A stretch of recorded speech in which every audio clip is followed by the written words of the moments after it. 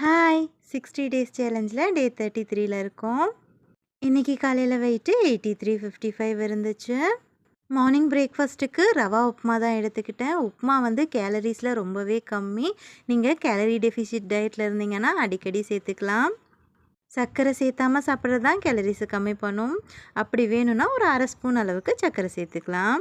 மத்தியானம் லஞ்சு ஒரு 2 மணி போல் எடுத்துக்கிட்டேன். நிறைய காய்கறிகள் போட்டு வெஜிடபிள் பிரியாணியும் வெள்ளரிக்காய் வெங்காயம் போட்டு ரைத்தாவும் வச்சு எடுத்துக்கிட்டேன். ஈவினிங் ஒரு 5 மணி போல் ஒரு சாத்துக்குடி எடுத்துக்கிட்டேன். டின்னருக்கு தோசை மாவோட கொஞ்சமாக ராகி மாவு கலந்து இட்லி பொடி வெங்காயம் சேர்த்துட்டு தோசை மாதிரி எடுத்துக்கிட்டேன். அந்த பொடியிலேயே சாப்பிட்டாச்சு. சட்னி சாம்பார் எதுவுமே வச்சுக்கல. 2 தோசை எடுத்துக்கிட்டேன்.